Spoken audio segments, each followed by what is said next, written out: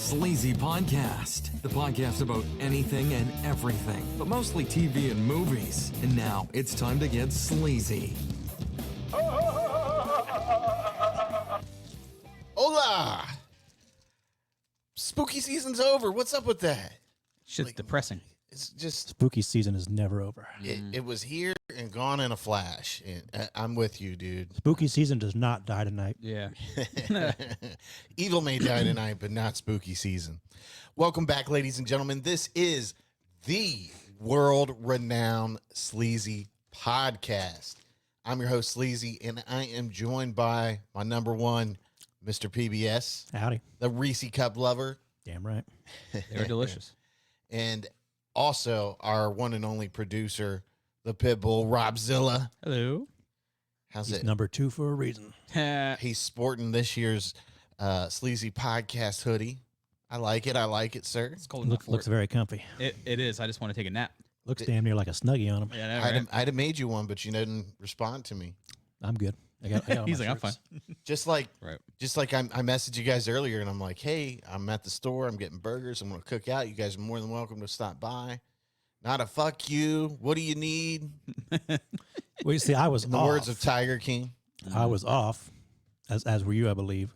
Yeah. So I figured, I'll wait on the working guy to respond first, since he'll be the one with any. What does you keep blaming Robzilla, like, and then it gets to be 8:40ish, and we're like, hey, dude, where are you at? Mhm. Did Rob even leave? I didn't see the message where Rob left. It's my fault. I'm sorry. Hey, I'm No, ready. You don't fucking apologize. I'm ready to podcast. Like, as soon as you guys get off work, I'm ready to go. He says that, but he never makes any attempt to get over here. I'll, like, I'll, I'm on my way. I'll be here at 6 p.m. If you guys want to record at 6 p.m. I'm ready to go. I'm not trying to record at 6 p.m. I need to like He needs to unwind. unwind and collect my thoughts about what I'm going to say. And I'd like to have a nice meal before a podcast too. It's just something that, helps me get into the zone, I guess you could say. And, I'd like to have a beverage or two. A delicious beverage. Like right beforehand, to kind of get me going. But, yeah, you just disappoint me. I'm always waiting on the person with the most. And then, you notice I was like, hey, I'm cooking the food. It's going to be done here soon. Not a fuck you. What do you need? In the words of Tiger King once again. Mhm. It's a great man. And then he's like, well, Rob didn't say anything, so I don't have to say anything. That fucking Rob's fucked up again. Yep, Well, Rob didn't say anything. it's true. But we need a PBS voice. Mm-hmm. That's the rich white man voice. Rob did say something. He just didn't say it in the chat group. Yeah. Well, I didn't think anything. I was just like, hey, I'm stopping at the store real quick. You need something to drink or anything? See, that's the thing. I'm always waiting because you never know if Rob's got to, go pick up some deli meats in Portsmouth for his dad for the evening or something, and he's going to be away for 4 hours. You never know if he gets that emergency call. Yeah. But the show must go on. With Sends that. up like the Rob signal. We have our emergency person that we put in the chairs, Ned. Ned hasn't been featured in a while. He's Proud a of little- you guys. Probably a little upset. Yeah, Ned's just chilling back there. Yeah. Well, it's harder to get out with hot sauce not being I guess if we were TV show credits, he'd be like special guest Mm-hmm. Yeah. or like an also whatever. Yeah. Since he's not in regular rotation, it's harder to get out of it. It's got to be at least a 3-man show. We could do a 2-man show. We've done it before. We started it as a 2-man show. I don't give a fuck. I'll sit here and talk to myself for an hour. You had It would- before. You had not before. not by myself, but it would definitely suck because it's much. I like the whole idea of the show is a conversation. Yeah. I want to clue people into or have people hear our conversations. That's the whole point of the show. Not necessarily me, but even though it's named after me, just because we didn't know what to name it at the time. It's your show. Because this was I submit that we change the show name right now. I've got an idea. I'm going to name the show Shut the Fuck Up, Robzilla. Shut the fuck up, Rob. Shut your fucking face. I bet there's got to be a podcast that's Shut the Fuck Up podcast. Oh, yes. There's always some It's kind of podcast gotta or be. something like that. Yeah. We can find it. And this was originally supposed to be just kind of like a practice run for us for the Nerdco Versus podcast, but then I got tired of carrying gear everywhere, and All that shit. I wanted a more It's hard enough. It's hard enough to leave it sitting yes and ready to go. yes, and Let alone packing move it it. all up, and then setting it up, then tearing it down afterwards. It just got old, and you know, I wanted a better quality and a more, I don't know, more production into it. You know, better production, not the Yeti mic where we're sitting around it and you don't get the nice crisp sound from everybody. Crisp. But all right, so here's the rundown for tonight's show. Episode 171. If I didn't say it at the beginning of the show, I don't think I did. We're going to talk about the untimely passing of Matthew Perry, Friends star. We're going to give you our thoughts on No Hard Feelings, Old Dads, the fall of House of Usher, Netflix original there. And I guess Robzilla and I can talk to me for a little bit. Mm-hmm. And then if we have time, we're going to run through the best baseball movies in honor of the World Series that was just won the other night. Congratulations to Texas Rangers fans all around. Stomping on the Diamondbacks. Yeah, they swept them, didn't they? Or No, they won. got one win. I think the Diamondbacks won either the first or second game. But they beat that ass. I know that. Yeah. I saw the one clip of the guy hitting the home run in like the bottom of the ninth, and it was just fucking crushed, dude. I was like, wow. Heartbreaking. Yeah. No, I mean, if you're a Diamondbacks fan, Yeah. it's heartbreaking. Yeah, we were hoping if it had gone on just one more game, it'd still be going on right now. I think tonight would be the last game, or Saturday would be the last game. So we missed it by that much. By the way, so when I was at the store today, Oh no! look what I fucking found. So Oh. first, can you see that? Oh my God, Little Debbie Christmas tree cakes. Oh, there's I saw- 3 packs of this at the house now, at my house. And those ain't for me. Of course, they're for Brownie. No. For Tracy. They're for your dog. Yeah. I'll just give him 4 of those and he'll Look, die. Don't worry, buddy. With that $5,000 Ozempic, you better not be eating any Christmas trees. 3,500, sir, with the Mangioro. Don't worry, buddy. I got No, you. I don't want that. You don't want it? No. I know That you. thing I is know really you want it. No, I saw October 31st. I saw a commercial for some company talking about their Black Friday sale, and I'm like, it's not even November yet. That's what we were just talking. We saw Black Friday at Already? Walmart advertising. I hope. Fuck Walmart. Fuck all these companies. I went to Kroger on, I can't remember, must have been, maybe it was the 31st. And of course, as you know, they were changing everything over that night to be ready for the 1st of November. It's so good. It's so But- good, man. Point being, any business that had Black Friday advertisements going on in October, I hope they get a brick through the window. Yeah. Actually, in general, I just hope they get It's bricks just through the way window. too like. I don't want to see anything Black Friday until like the middle of November. It's just people are like, oh my God, it's Christmas time. It's November 1st. I'm like, all I hear is fucking money. And Do we dollar have signs. All I to hear. advertise for Black Friday? Like, who doesn't know Black Yeah. Friday? Right, man. And all these businesses that open on Thanksgiving for Black Friday, bricks, windows. That's all I'm saying. Graffiti everywhere. You're very much about taking the power back from these corporations that I get control our lives. And these companies already make way too much money, and then they ruin your holiday. Either they ruin your holiday because you got to work, or they ruin your holiday because they make you feel like, oh, I got to go get that TV. It's on sale, even though. And then bitch about it, like, oh, well, I thought it was on sale. Why is it not marked down? Well, we know. I mean, they say there's articles every year. Actually, the best deals are after Black Friday. Yeah. Cyber Monday, bitch. Right. Well, me and Sleazy was talking, and we've both agreed that the hero we need is Bane. Oh yeah. You know, you watch movies like that, and the hero or the bad guy, hero or villain, whatever you want to call him, he's usually like 99% right. Yeah. And they actually make him like, oh, you know, that guy's right about everything, and then he has to like kill a bunch of innocent people. You're like, oh no, Oh, he's got to go. they do that on purpose, right? Oh, yeah. The older I get, the more I just fucking love villains. Like, Yeah. they're the best. And the world needs control, and it needs some kind of balance. And we just can't have people running around doing whatever they want. Mm-hmm. I mean, An army will be raised. yes. What's the Bane quote you posted on my? The fire rises. The fire rises, brother. As soon as you posted the Bane, I had to my brain started going back to all the Bane quotes. Oh yeah. Yeah. What if I ripped that mask off your face? It would be very painful For you. On X, somebody posted, there's always these new chains now, like that they'll post like a GIF and it'll like, when you see this, post a hero, and I was like, Bane, Yeah. my fucking hero. I gave you a small fortune, and this gives you power over me. Yeah. Like I said, that's you got to. Next time you're watching a movie like that, like look at the villain and realize the villain's probably like 95% right, and then they just like who was Killmonger in Black Black Panther. Panther. Everybody's like, Killmonger was actually right, and then he killed a bunch of innocent people. Right. If he just didn't do that, he'd have been the hero of the story. There are casualties of war. Shit. Speaking of the devil, he shall appear. There's a bomb in the building. What a lovely, lovely voice. What a lovely voice. Bane was the best, man. God bless Bane.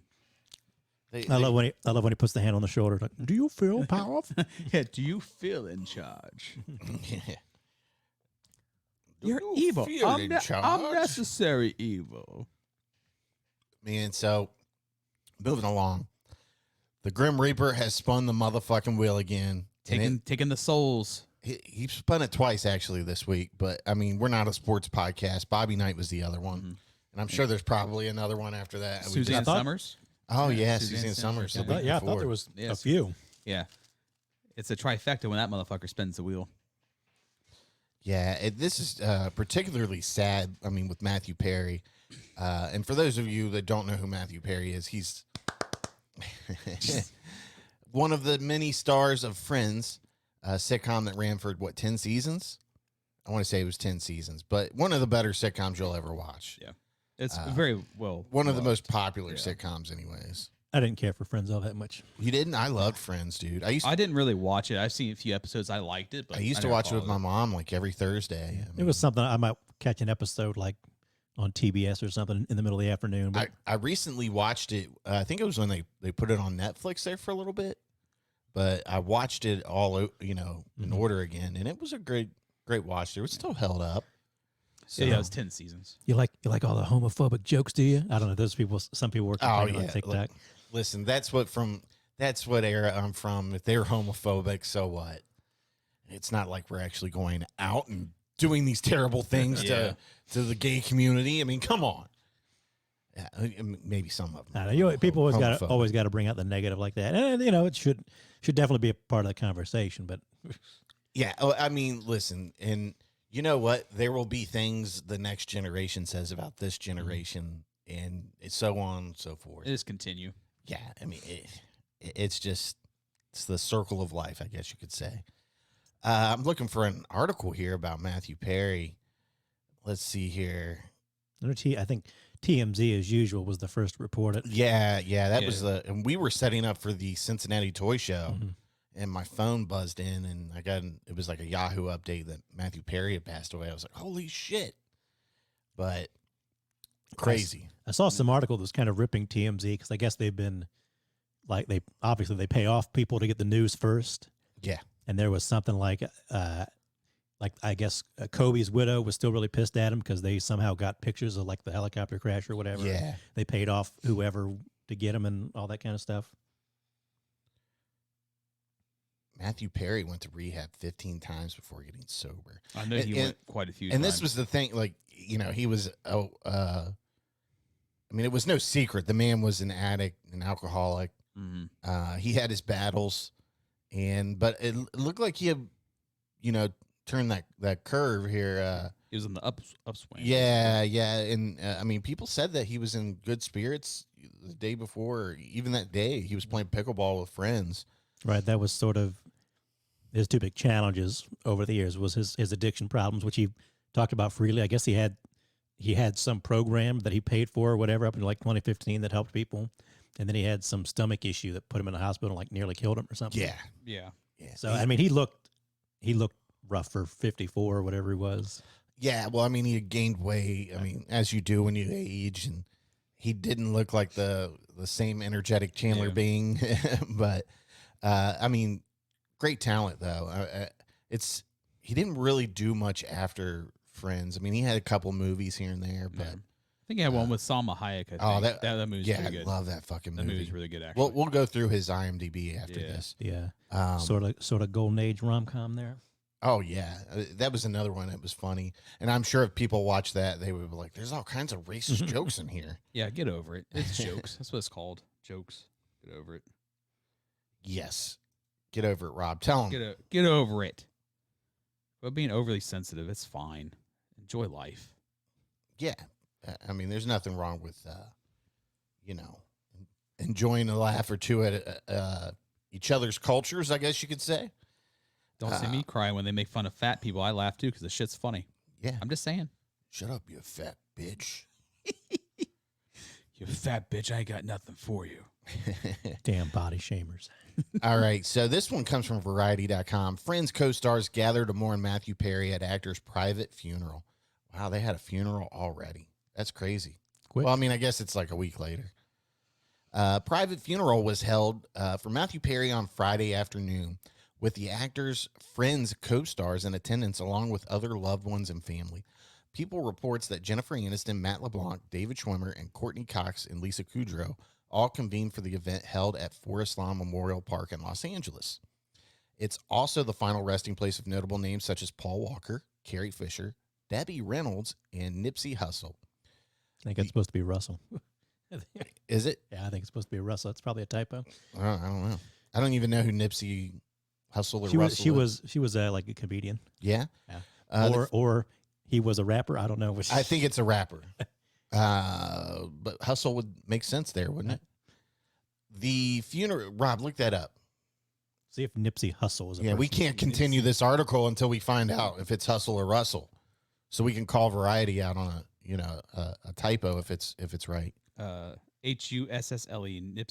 Nipsey Hussle. Who is it? So it is Or- Hustle. or what He's a is it? rapper, right? Yep. It's Nipsey Hussle, American rapper, entrepreneur, and actor. Shut the fuck up over there. Nipsey Hussle. Shut the fuck up, Mr. PBS. Maybe that's what we should change the name. Yeah. Well, it does say notable names, and obviously none of us knew who Nipsey Hussle was. So I don't know how notable that was. Apparently, we're not up to date. I do happen to know who Paul Walker, Carrie Fisher, and Debbie Reynolds was. Right. I remember hearing Me as about well. Nipsey Hussle, though. At least the first name. Okay, so the funeral began at around 3 p.m. before ending around 5 p.m. Perry died on October 28th at the age of 54. 54 just seems so fucking young, doesn't it? 2 days later, his friends' co-stars released a joint statement mourning their fellow cast member. We are all so utterly devastated by the loss of Matthew. We were more than just castmates. We are family. There is so much to say, but right now we're going to take a moment to grieve and process this unfathomable loss. The Five wrote, in time, we will say more as and when we are able. For now, our thoughts and our love are with Matthew's family. Well, Maddie's family, sorry. His friends and everyone who loved him around the world. Perry was forthcoming about his struggles with alcohol and drug abuse after rising to fame in the 90s. He became addicted to Vicodin and went to rehab after a jet ski accident in 97. And yes, folks, it is that easy to get hooked on that shit. Mm-hmm. I've known people that have gone in for back pain and ended up with a Vicodin addiction. Shit is no joke, that's for sure. Okay, so he later turned his Malibu property into a sober living facility. Dude, this dude is a fucking saint. Mm-hmm. I mean, who else would do that? Yeah. See, I didn't know he did that. No, I had no idea. I know he did help. A foundation in the actor's name was established earlier Friday morning, accepting donations to help those struggling with addiction. When I die, I don't want friends to be the first thing that's mentioned. Sorry, but it is, buddy. Mm-hmm. I always kind of want to ask, like an actor, especially if they get older. Obviously, probably wouldn't have asked Matthew Perry, but like, how do you feel about knowing that you're probably going to be remembered for, like, Patrick Stewart, great Shakespearean actor, is going to say Star Trek when he dies, Yeah. like somebody like Michael Keaton, funny actor, lots of movies, he's going to be Batman when he dies. And I'd always ask, I'd like somebody to ask him, like, how do you kind of feel about that at your age? It is what it is. Yeah. That's exactly what I would say. When I die, I don't want to be known as sleazy, Oh, but you will. but you're I will. going to be known as the only person who would be Robzilla's best friend. Right, right. I want that on the fucking tombstone, by the way. Remember What's that? that? My only friend. My only friend was sleazy. Sorry, Tracy. And Mr. PBS somewhat liked me, somewhat. And fuck you, PBS. Go to hell. Okay, so when I die, I don't want friends to be the first thing that's mentioned. I want helping others to be the first thing that's mentioned, Perry said on the Q with Tom Power podcast in 2022, promoting his memoir, Friends, Lovers, and the Big Terrible Thing. I'm going to live the rest of my life proving that addiction is far too powerful for anyone to defeat alone, but together, one day at a time, we can beat it down. Not just beat it down. Beat it. That's the end of that article. But I mean, obviously we don't know what caused the death. They said the 911 call was for a cardiac arrest, but then he drowned in his hot tub. Yeah, that's what I heard. Yeah, they said he wasn't in there long. That he might have had. And they said if somebody would have been there with him the whole time, it probably wouldn't have happened. But sounds like the story they're saying is like maybe he had a heart attack and drowned, and then kind of slid into the hot something tub. like Yeah, well, and they said he played pickleball, so that probably had his heart. Blood pressure and all that up. And then when you go into a hot tub or whatever, that raises your the stress on your heart a little bit more for whatever reason. I'm not a doctor or anything, but seems like I just kind of looked it up to see if they ever made up their minds. And I don't see anything that says they like 100% made up their mind on the cause of death. And if they buried him already, I don't think they will. Well, it's makes it sound suspicious that maybe he was on something again. I know there's like a conspiracy theory or something. Oh, yeah, of course there is. They said they found like pain medication and anti-anxiety and depression medication at the house. It says a chronic obstructive pulmonary disease. It's a drug often used for people who have emphysema and chronic bronchitis. And he was trying to quit smoking. He had COPD or whatever it sounded like. Yeah. And not that, like if he had gone back on drugs or something, it wouldn't make the story any less tragic in a way, Yeah.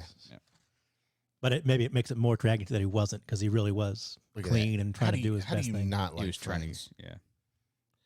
Could you be any more lame, Mr. PBS? I don't get that reference because I don't watch Friends. You get it. You get it. I don't get that reference. I kind of want to roll this into something else. I'm sure like me, you saw a bunch of people like on your social media feed saying how much Matthew Perry meant to them and how sad they were. And I'm thinking, none of these people knew Matthew Perry like at all. And I'm sure none of them had actually ever met him. I don't think he did a lot of conventions or anything like that. Not from what I've And heard. at the same time, I'm thinking about like the Actors Guild is still on strike. And, they're always talking about content and everything. But like this, people loved that show. They loved the characters. They loved these actors. And I think it goes to show that like, these people mean something to us. They're not just content. They're not just whatever. Oh, They're absolutely. They're part of our lives. So, when they ask for more money and their shows are hits and all that, there's a reason they get paid. Yeah. Because they're loved. And they got paid a lot, especially by the end of the run. Oh, dude, I was reading like the pay raises they got. Fucking unbelievable. Like, I think at one point they were making like $2.5 million or something like that per show. I know they were making a lot of money per show. So, I mean, they were fucking cashing out at the end of that show. Which is like Big Bang Theory, because they started making them with like, what, $1 million per episode or more? Yeah, well, more than that probably. Yeah, at that point. Okay, so he hasn't worked since 2017, it looks like. It said, I looked up his net worth after he died just because I was curious, and he said he was like worth $125 million. So he really didn't need to work unless he wanted to. He's probably getting royalties from everything from Friends anyway, so he probably didn't even have to work. Sir, people are not getting residuals from old TV shows now that are streaming. You need to calm it down, buddy. I wonder if because they did Netflix buy Friends, or somebody else bought Friends to have on their platform? Max. It's on Max. A couple years ago. I saw where they were putting up memorandum cards of him before every season of Friends on there. I'm like, really? Really? Like, that's what you're doing? Like, you can't do like a best of, you know? But, I mean, to me, it just felt like a grab, like, stream it so we get money. Yeah. Whatever. But, okay, so. I wonder if they got anything from the sale just because of how they were to the show. He did Friends from 94 to 2004, so 10 seasons. I didn't know he was on the West Wing. I think he's only in there for like an episode or two. Yeah, Joe Quincy. 3 episodes. Yeah, I didn't know that. Oh, he did a voice for The Simpsons too, 1 episode. It said HBO got the rights from Netflix, and it was for $500 million. Yeah, it was something outrageous.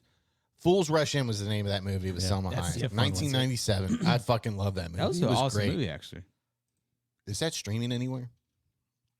Look at that, 6.1 on IMDb. That's a good rating for IMDb. Okay, where is there? If you see where it says where to watch, It's whatever It that says stuff it's is. Wow. YouTube, Google Play, Vudu, Amazon Prime Video. That's all to buy, though. yeah, Not free. so it's not streaming anymore. Yeah. Yeah, that was a good movie. Yeah. I mean, Selma Hayek is amazing. Flawless. Amazing in that movie. She looked great. Flawless. All right. These fucking ads, dude, they're terrible. But other than that, I mean, he just kind of got little credits here and there. Before then, it looks like. Yeah. I mean, he really was known for Friends. Yeah, that was his big break. I Mhm. mean, It was his payday, you know. wow, his first credits in 1979. He's got pretty successful parents too, I believe, doesn't he? Even his stepdad. So is his somebody. stepdad's an actor or a news anchor or Yeah, one of he's a those news guys. anchor for NBC, for like Nightline or something like that. Dateline or something like that. Yeah. Yeah. Yeah, he's the guy that talks about like all the murders and stuff. He interviews like the hardcore murderers and stuff. Keith Morrison. Yeah, Keith Morrison, that's his stepdad. Bill Hader does a great impersonation of him. That's pretty funny. Yeah, he does. Yeah. Highway to Heaven. I bet that's an awesome show. Michael Landis. Growing Pains. I didn't know he was in a couple episodes of that. Me neither. But I mean, you're talking about his movie career. Fool's Rush In is probably the first thing I think of. I think that's the only one I really remember him. The Whole 9 doing. Yards, the one with Bruce Willis. That's Yeah, the whole 9 and 10 yards. Where's the Whole 9? There we go. Whole 9 Yards was in 2000. Yeah, I mean those were good movies. Those and the are whole pretty 10 funny. Yards. Almost Heroes. I forgot about that with Farley. That's one that's kind of it doesn't. Nobody ever really Mhm. talked about it a whole lot. I think that's. I don't even think I've seen that all the way through. I think it's Farley's last movie, and it's Yeah, kinda, I'm pretty sure it was. It's not great. It's okay. I think he I thought- died I thought before it they was- finished it too. Wasn't like Wagons East or something? I thought was his last movie. That was No. John Candy. Oh, sorry. Get your fat guys right, buddy. Get your fat guy. They blur Westerns. together. Sorry. 17 again. That was kind of probably his last big movie, I want to say. And he did a voice for Fallout New Vegas. I found that out the other day. I didn't know that. Of course, I've never played any of the Fallout games. The Good Wife. Yeah, I didn't know he was in that. See, So now, he- I want to watch like the whole 9 yards because that was pretty funny. The Kennedys After Camelot, 2017. That's his last credit. Crazy, man. I mean, I really did enjoy him in Friends. Probably my favorite like Friends character though. But I liked Fool's Rush In, like we said, the whole 9 yards, the whole 10 yards. Those are both great movies. It's kind of surprised he just kind of faded away there for a little bit. Mhm. But I mean, that's how some of those actors get. They get that big TV role, and well, I mean, he didn't need to work ever Right. again. He cashed the fuck out, dude. Mm. it just doesn't work out on something else for some reason. And like I said, he didn't really need anything to work out. Let's see if I Google Friends salary per person. All right, according to Business Insider, for the show's first season, the 6 stars were reportedly each paid $22,500 per episode. And that's 24 episode seasons or something. Yeah, it's a fucking living. Let's just say that. In season 2, some were making up to $40,000 per episode. In season 3, there was a pay jump to $75,000 per episode. And for season 4, salaries increased to $85,000 per episode. Now we got to fucking click on this and see what it.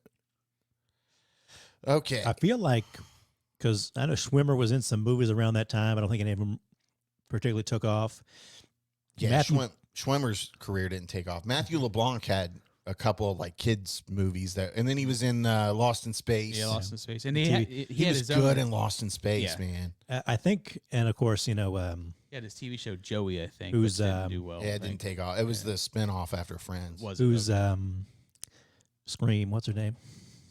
Courtney Cox. Courtney Cox. Cox. She had some success in movies. I thought Lisa Kudrow has some success in movies, and Aniston off. The women seem to have better success. Yeah, Jennifer Aniston. Jennifer Aniston and Courtney Cox are Yeah. probably the most successful out of the Friends cast, anyways. Yeah. So, but man, it's just so sad to lose. I mean, I would, guys like that, you really want to see them have that second coming, and they kind of have a rebirth in their career. And maybe he could have done a podcast or something, and it would have been big. I mean, you imagine if he would have done a Friends podcast with like Matt LeBlanc. Oh, yeah, that'd been dude, big. those guys would be raking in the fucking money. Everybody would be listening. Not everybody, all of the Friends fanatics would be listening to that on a weekly basis. Well, just like the guys from Always Sunny in Philadelphia, they have their podcast. Oh too, yeah, and you it's know what I'm fucking saying? good. Yeah.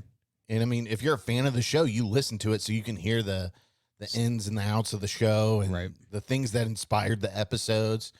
I didn't know that he wrote some of his comedic lines in Friends. I watched a behind the scenes thing where they were filming a take where it was like Ross and Rachel got married or whatever. And the line that they had written just wasn't, it was coming off like very bland, and it just wasn't popping. And the writers are like, hold on, let's stop. Let's rewrite this scene. And every line that they were using just wasn't clicking. And they were like, Matt, come on, what do you think here? And he just fucking pops a one-liner off, and it's one of the funnier scenes of that season because of him. I mean, and then I watched an interview with him talking about, the casting and all that, and he got that by some sort of luck. He and a friend were going out for the same part, and the guy that he was friends with happened to be on the faster track to it. And he told him, you should take it or something, but something fell through. He took another role and it fell through. Yeah. And he couldn't take that role because of it. And he was like, got on. He was like, I need a reading. And he read and he got it. He was the last person casted for Friends.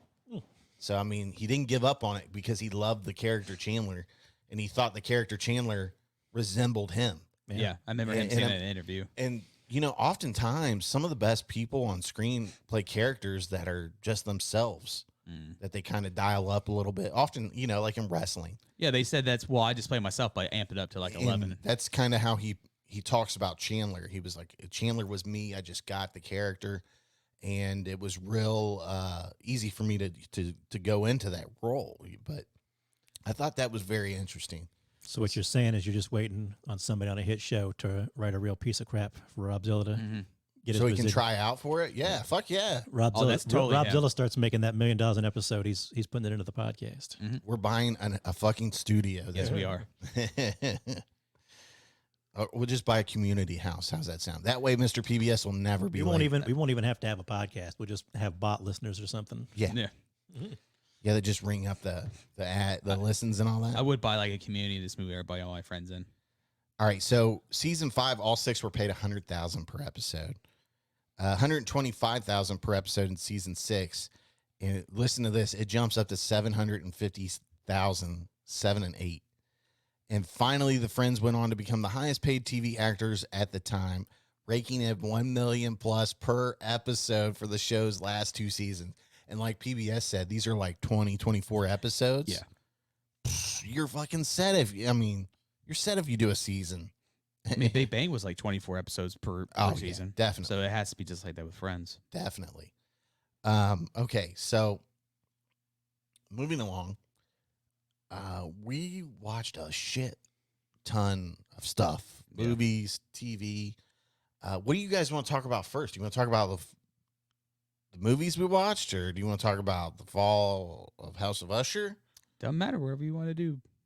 Whatever I want to do. Yeah. Well, I tell you what. Let's run through these a couple movies first. Let's go to Letterboxd.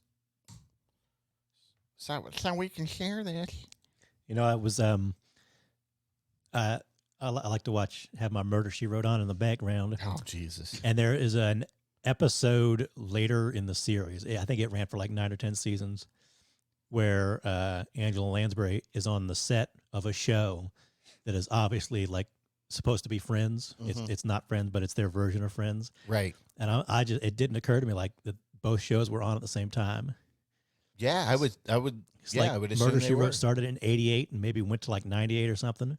And then, that started in like 94, 95. So it's just kind of a weird, like my brain wouldn't have connected that the two were on at the same time.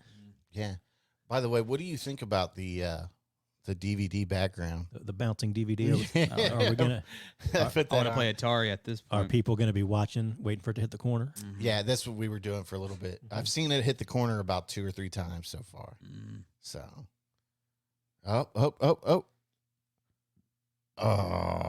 so close. So close. So close, but so far away. Okay, so I see you freshly reviewed No Hard Feelings. All this stuff, dude, there was just so much stuff to watch. That's the problem. There's so much stuff. There really is. I mean, and it's like they coordinate it, oh, Netflix is releasing No Hard Feelings. We've got to release these movies to combat that. And then you start scrolling through like, oh, save this. Yeah. Fuck. And you just can't. But You can't no, make a dent through it. I don't save shitty movies like you. I just kind of look past them. And I save shitty and good movies, sir. You know Okay. me, so it really takes a little bit of effort to keep up with the new movies. I got so many old movies I like to watch. Right. He's like wiping the dust off. Oh, I think I should watch this one tonight. So I'm really, It's been 6 months I've seen this one. I really made it a point, especially during spooky season, kind of like I'm trying to pick movies I haven't seen and new movies. I did watch Scream 2 like the other night. I've been like every day this Halloween. I wanted to watch Scream. Like I'll put it on at some point just in the background. I just didn't get around to I it. made a point to watch Scream on Sunday, and then I think I watched Scream 2 at some point, like November 1st, I think. So it was a little after Halloween, but dude, look, Halloween, I just went the fuck off, dude. I watched Halloween 4, then I watched all of the last Halloween trilogy. I noticed you saw my last tweet. I was like, I'm ending the night with this fucking what did I say? Oh shit. It's like something masterpiece This brilliant masterpiece. Yeah. Like I was really hoping to troll somebody and then they'd be like, fuck you. I hate this movie. I'm Nobody's- surprised. People nobody- usually they were very outspoken when that came People out. don't want to fucking argue on social media anymore. That's fine. I don't want to listen to them bitch like, and whine. I think most of the people that did got kicked off or They're going to other sites. Yeah, they're probably on like Truth Social or something. Yeah, something I fucking don't know. stupid. But okay, so we watched No Hard Feelings. I think we all did, didn't we? I haven't watched. You it. haven't watched it. I'll watch it though. What have you been doing all week? Nothing. I've been trying to watch most stuff. Bro, I've been on vacation all week. I couldn't tell you, but maybe 2 things I've done. I don't know what I've done with the rest of the time. Right. Except for Tuesday, I watched Halloween. But I mean, I washed a fuck ton of laundry, and I cleaned the grill out one day. I don't know where the time goes anymore. Really. Yeah. Yeah.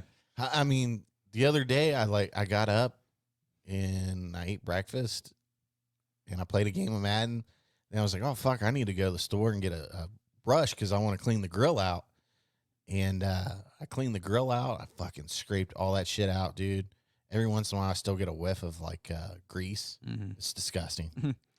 Disgusting. At least it won't start a fire right now. Yeah. Well, no more grease fires, hopefully. Yeah. But but I mean, after that, I mean, it was just like I took a shower and then at some point it was like midnight. I was like, what the fuck?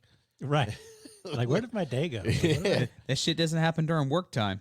The earth is not slowing down as far as spinning and rotating. It feels like it's speeding up.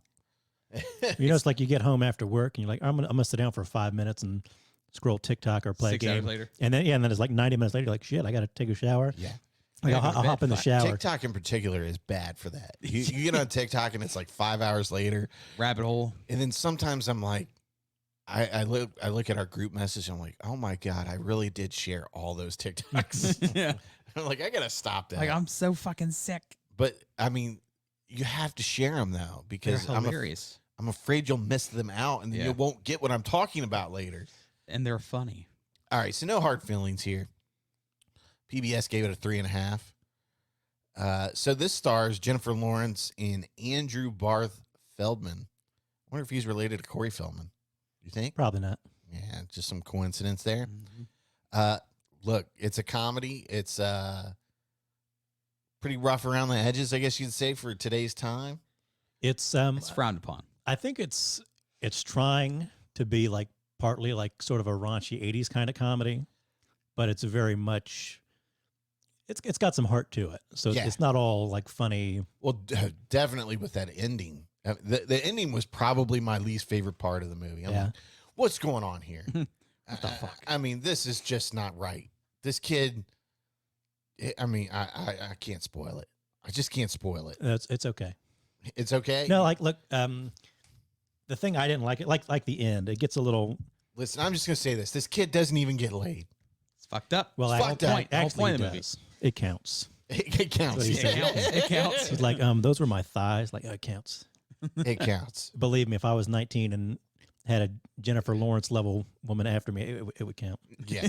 But like, Right. I mean, could you get any further than that with the girl like Jennifer Lawrence at that age? I mean, Right. but like, so Jennifer Lawrence is like she's living in her mom's house. Her mom's died. Her dad's not really with the family. She's past due on her taxes, so she's got to make some money.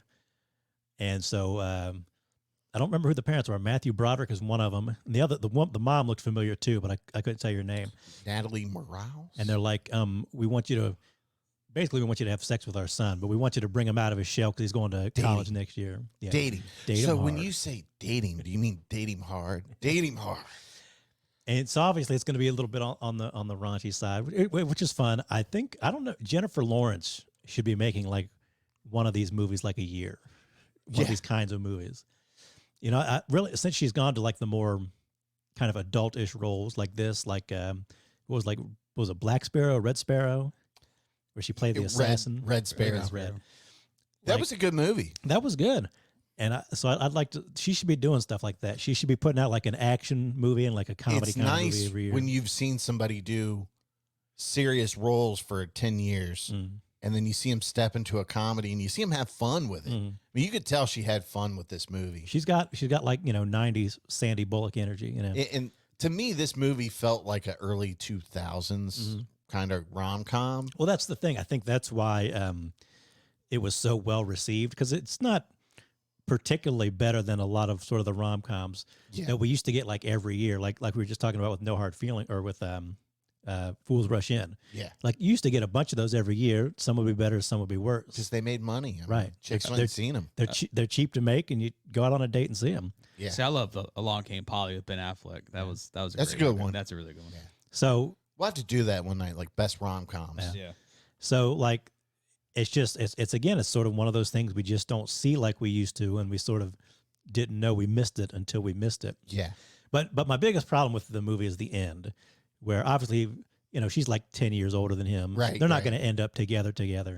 And You kind of they- figure they- that's not going to happen. They make a big deal about her being, they kind of say like, well, this chick's older. And that's part of the joke, the running joke of the movie, I guess you could say.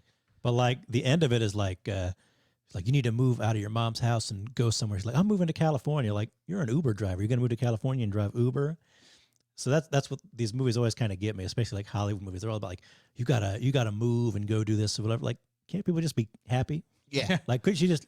Why do you have to? She why have to gives leave? up her mom's house for a reason in the movie, but like, she could have just been happy and lived there. She lives in like Yeah. Montauk, New York, near the beach, and had a good life. So they always try to sort of make it like a little too aspirational and that kind of stuff. Like, people can just be happy. She needs to basically like start over. Basically, Right. is what Yeah. they're trying Everybody has to go on some fucking spiritual journey and realize the purpose of their life or something like that. Yeah, like, this, you could just be a person. You don't have to go. to do. Yeah. You don't have to inspire You're others not, all the time. We're not all going to be Matthew Perry making $1 million an episode on a TV show. You can just have fun, live your life, be an average person. It's okay. If it were me, I'd have been like, my parents left me this house. Fuck those friends that were irresponsible and are having that kid without a fucking plan to house it. You can go live in a fucking trailer for all I care. I'm not giving up my parents' house that they Right, worked and paid off. That's what the sequel is going to be about. Jennifer Lawrence moves out to California, can't find a house. So she just starts an OnlyFans page. It's fine. That's what- She ends up homeless. Yeah. BlackRock bought my house. Yeah, the sequel's going to be her Getting the house back. on the, outside of some rich billionaire, or not billionaire, we'll say millionaire's house, in San Francisco. You ever see those people trying to get out of their condos? The homeless are just like fucking camped out in front of their house. Like, I'd be afraid of them motherfuckers running in my garage. oh, dude, that who would want to live near all that? I don't. Nope. Fuck that. Like I'll work remote from like Nevada or some shit. Yeah. Yeah, man. so it was pretty good. Like I said, the ending was a little like, yeah, okay. Yeah, the ending was the worst part about it. But I mean, I laughed out loud at several parts of the movie. Right. And I mean, there's everybody's like, you gotta watch it for the nude scene. Jennifer Lawrence gets nude in it, and it's like, well, I mean, who hasn't seen Jennifer Lawrence titties by now? But I mean, it's full on frontal nude, and I mean, she gets into a fight while she's nude, and you're like, oh, this is awesome. It was, you know, that takes, right there alone makes it an average movie, if you ask me. Yeah. But I think that and sort of endears not only her character but as an actress. Like she's going to do that. She's going to have fun and be comfortable like that and do something like that. She even said other people asked her like, "Are you sure you want to do this?" She's like, "Yeah, it's going to be cool." She's like, everybody's seen my leaked pictures of me showing my ass and my pussy off on the couch. I mean, Yeah. What's the real movie going to hurt me for? well, you know? I mean, if anything, she can always demand more money for that scene. So. And, Plus, it's a she funny seems scene. and she seems like she's pretty fun, anyways. You know what I'm saying? Like down to earth. Yeah, she seems very cool. Yeah. So, but I mean, like I said, it was nice to see her. She kind of did the Marky Mark thing, you know, the Mark Wahlberg thing. She did some serious roles, and then she went to a comedy. She had Hunger Games, and then she did like Silver Linings Playbook and all that stuff. And that one was a Mother. I haven't watched that one. I heard that one's kind of different. Yeah, some people say it sucks, and other people rant and rave about it. I'm just like, I know there's a lot of message to it from what I've heard. I've just never been that interested in seeing it. I'm like, Yeah. It's worth a watch.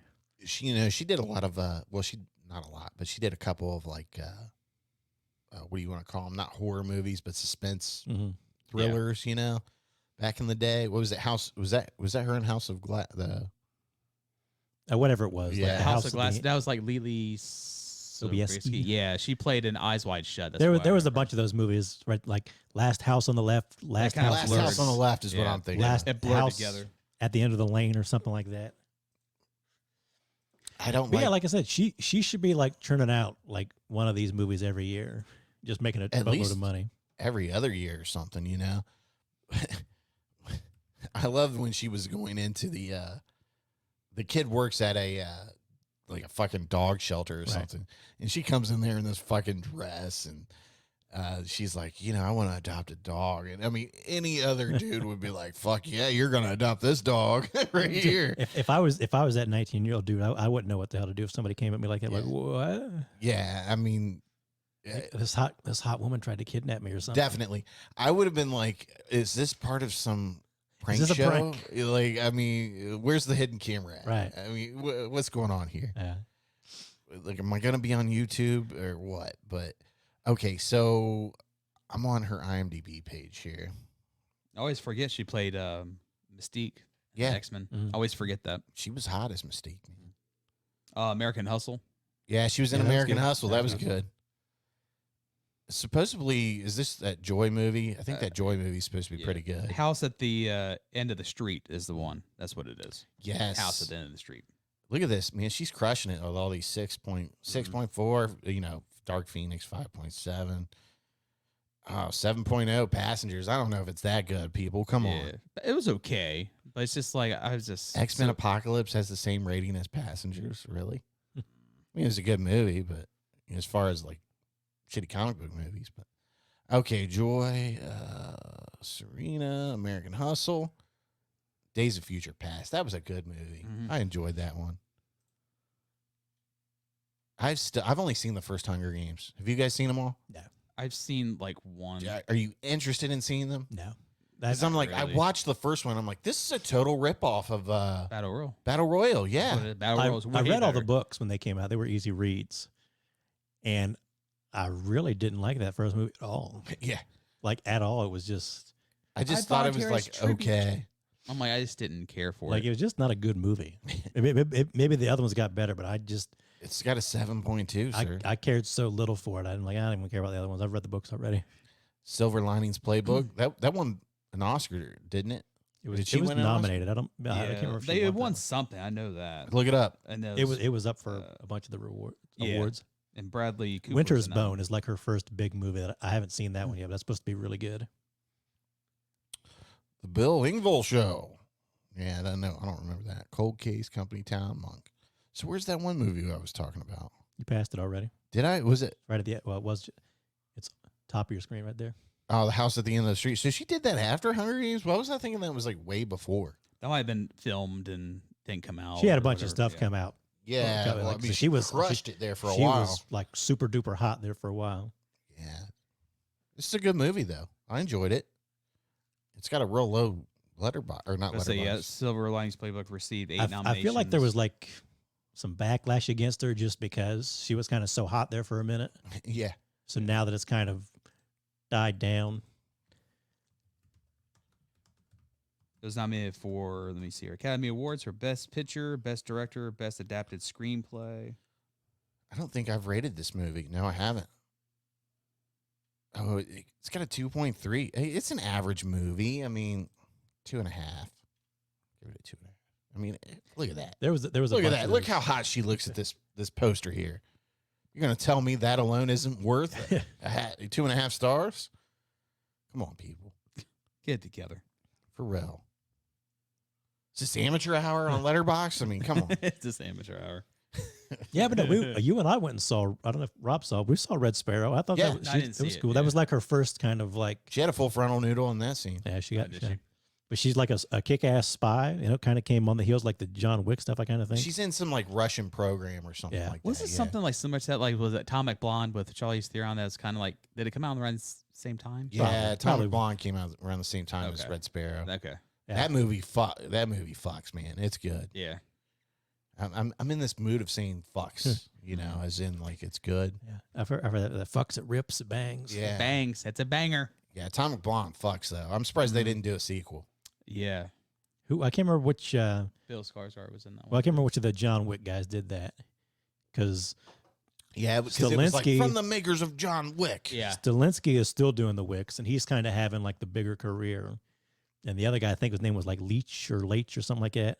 His movies haven't been quite as well received. I didn't realize that Stilinski is the guy who's supposed to be directing the Highlander reboot. Yeah. Yeah. And when I saw that, I was kind of like, oh, okay, I'm a little more interested now. Yeah. Yeah. Again, I think he said he wants to get Henry Cavill, yeah, Cavill, but I'm not sure if that's going to be accurate or Yeah, not. so I thought, like, oh, okay. And I didn't. This is a fun fact. He actually did the body double in The Crow for Brandon Lee when I've he heard that, passed. Yeah, he did the body double for it. yeah, so it kind of makes me look forward to that one a little more. Yeah. All right. Old Dads. This is a Netflix original with Bill Burr. Directed by Bill Burr. Yeah. Bobby, how do you say his name? Canavili or It's something like Cannavili? that. Yeah, I don't want to fuck it up. We Bokeem want you to that. Woodbine? Yeah, he's in a lot of good stuff. Yeah, Yeah. he is. By the way, I mean, I got to get this shit straight. I don't want to get fucking terrorized on fucking Facebook anymore for mispronouncing names. Mm. It's Severin. Severin. Get fucked. Right. I mean, listen, people, I'm going to mispronounce things. You would be mispronouncing them too if you were in the seat and, you know, trying to keep track of everything. And I ain't got a fucking master's in fucking literature, buddy. Just listen. Sleazy is an alcoholic. Okay. No, I'm he's far from it. He's double fisting drinks right now. So if he slurs his speech a little bit, just forgive him. Just, So that was Severin. that's not how it's pronounced. Yeah. Listen, I'm sorry. Listen, I have taken note. I will not mispronounce favorite vampire names anymore. I don't. Lestat. So Severin. What the But fuck ever. he's Doesn't only matter. the most kick-ass vampire. Yeah, whatever. No. Whatever. Have you seen John Carpenter's Vampires? Yeah. He might be one of the coolest, but Not I the don't same. know. Yeah, I would think I would put Lost Boy Vampires like above him. Mm-hmm. I mean that scene in the bar, they fuck some motherfuckers up in that movie. But Yeah. what do you think? Who's the coolest vampire? Oof. Like what are we talking about? Just like straight badass. We're talking about kind of like sexy suave vampire. Straight badass. Straight badass. I don't know. I don't think about that. Who's like I like David from Lost Boys. Kiefer Sutherland. Yeah, he is a fucking awesome very vampire. very 80s? You know. Yeah. Kind of don't mess. If with I'm me. talking like ruthless vampires, I'm saying old dude from John Carpenter's Vampires. Oh, that motherfucker. Yeah. He tore some motherfuckers up. He walked into a hotel and killed all the fucking slayers. I do like some Jerry Dandridge from Fright Night. He was good. Mm-hmm. Very sort of like low key until you mess with him, and then the fingers come out. And Yeah. all that. Okay, so old dads, a lot of people just fucking ripped this movie. They fucking hated it. You watched it, didn't you? Mm-hmm. Fucking hilarious. I was cracking the fuck up, man. And listen, I'll say it right now. I'm not Bill Burr's biggest stand-up comedian fan.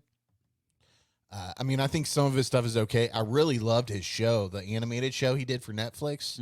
F is for Family. I don't know. Maybe I see a lot of my upbringing when he talks about certain stuff, certain things, but talk about getting yelled at as a child. I mean, he's rough around the edges, and I mean, it's right up my alley. But I mean, I fucking cracked up over this, and a lot of people, I don't know, they just didn't see it the way I saw it, or the way. But I fucking cracked up, man, and I had a ball. I mean, it's about dudes that are older and they're going through career changes, and you know, they notice that the world is different than it was when they grew up, and they're trying to raise children in this new environment, I guess you could say, and they realize that things have changed, and you know, it's not comfortable for them. Yeah. But and I think people took some of the jokes. Once again, it's the sensitivity level of this younger generation, I would say, and maybe, you know, a couple of people that have hopped on that train of sensitivity, but they took the jokes as, you know, real personal or whatever, and they weren't meant to be hurtful or attacking towards other people, malicious, I should say, but it was them acknowledging, you know, hey, we used to talk like some fucking idiots, and what's the correct way that we should be doing things nowadays where we're not hurting people's feelings? You have to dial it back a little bit. Yeah. And I don't think people quite got that. They were like, oh, the comedy is just beyond them and it's not funny anymore. But I mean, I laughed. I got a good chuckle out of it. There's times because you're thinking when Bill Burr says certain things, you're like, he's pretty spot on with what the fuck he's saying. I mean, him being aggressive about it, it can dial it back, but I mean. And I know that people, there's a joke about what do you call transsexuals and stuff. Yeah. And I just knew as soon as he said that, I'm like, people are going to fucking shit on him. Yep. Just for that one line in this movie. And you bet your bottom dollar that they were doing that. But, I mean, I had a really fun time watching it. And what's this review here by Mr. PBS? Right. You gave it 2.5 stars. What did you give it, Rob? I gave it 3.5. I gave it 3.5 because I fucking had a ball. Yeah, I had fun watching it. Well, my review there sums up kind of my thoughts on it. Well, I can just really relate to it because we live in this day and age, and it's just very accurate because you try to be accommodating and adjust, but then you're like, why are you being so fucking overly sensitive? Is this a typo, Mr. PBS? There's a vegans. Yeah. No. Yeah. That's what it is. There's vegans are whining. There's a vegan. There's a vegan. So he says vegans are whiny. There's a vegans are whining joke. Okay. 90 seconds in, and that about sums up the next 90 minutes. Yeah, that's awesome. But it was a dumb joke. Like, how old are vegans are whiny? Like I don't know. I was gonna write in there. It's like it should have been called old dad. It should have been called old jokes. Like I just wish it were better. Like, I don't think it was bad. I just wish it were better. Like, I felt like there's definitely opportunity for it to be a way better movie. The biggest laugh this movie got from me is when Bill Burr tripped the kid. Yeah. In the first 5 minutes of the movie. You all right, buddy? You didn't like the strip club scene? That was better. Like I said, it just you had to hear the DJ in the back. He's like, wow, Barbara. There's just so many old jokes and not the part where Bobby was talking about I used to be a young he was talking about how Iglesias or something he was that. like Enrique Iglesias thought I was his fucking son. He came up to me in the airport. I was fucking cracking up so bad over that, man. Like, how'd you tell my age? It's your neck. Yeah. Dude, in the part where he was like checking his neck and then they did it again later on in the movie, like I was like, that's fucking awesome. Yeah, no, like there is a movie in here that's a lot better than the one this is, and a lot funnier and a little faster. Like I said, I didn't hate it. Like I said, there's like he when he's in the meeting to do like the theme for the fundraiser. Yeah. He's like, another guy says, like maybe two white guys shouldn't be leading this meeting. And he's like, well, you're a white guy. He's like, well, 3% Sri Lankan in my 23. Like, that's funny. That's good, but it's just there's just so much kind of meh in the rest of the movie. I fucking laughed, dude. Yeah, I think there's I like the point that he's making is that he's out of touch, and people are too sensitive. He openly admits it. Like the whole movie is a fucking love letter about him being out of touch. Like I get like the tranny joke. I get it. Like I don't think he's saying like that's just what we called people back then. Yeah. And they're like, no, you have to call them the trans people. And they're like, oh, and he even says like, oh, okay, I didn't know that. Yeah. Like I like that stuff, and I just wish it were a better movie. It's not like I said, it's not badly directed, it's not badly acted or anything, but it's just I heard that joke and I was like, oh my God, I say tranny sometimes. And I don't even realize that I'm saying it. I mean to say trans people, but it's just something that we were ingrained with. And you're like, you got to fucking cut it out at some point. Well, see, I always thought a tranny was a transvestite, which is somebody who just dresses as the opposite sex, not somebody who a transgender person is somebody in that sex. I kind of get what you're saying there. Yeah, that's kind of how I feel about it too. But when you say it, it's like the entire collective takes offense to it, obviously. And the thing of it is, not trying to be offensive. We're trying to understand, but then people just pull out of proportion. Oh, Like, yeah. I'm not trying to attack you. Just chill the fuck out. And I wish there were more stuff like that in the movie.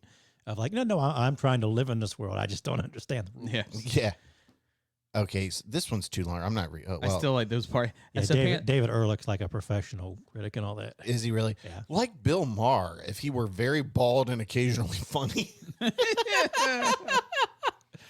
55-year-old actor, rage comic, and blue-collar man of the people, Bill Burr, is a Joe Rogan liberal whose entire career is based on mocking the hypocrisies of political correctness and telling millennials to get off his lawn. I don't get that impression from him. No. Do you? I'm a millennial, and I don't quite think that.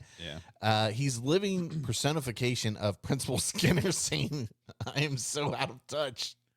Am I so out of touch? No, it's the children who are wrong, but in a thick Boston accent. I think you're pretty wrong on that, David. I mean, It's about half right.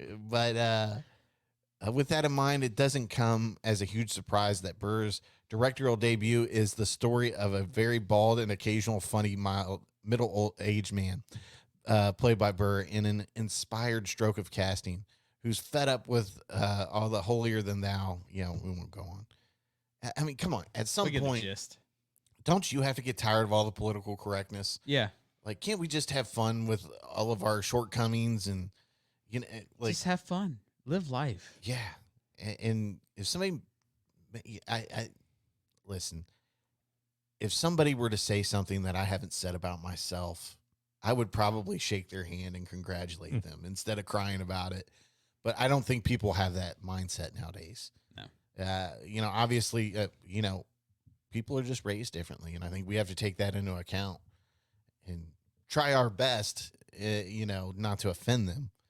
But, like the movie, you try to learn and, try to learn and try to cut back on your bad habits, I guess you could say. Right. Like there's funny ideas in this movie. Like they get in trouble for telling jokes in their rental car because literally the rental car has a camera inside, right. And they keep it and they record everything you say, just because you have to sign something when you rent the car saying, oh, we're all about personal information. Like, there's good little ideas in here, but just as a whole, it just kind of falls flat for me.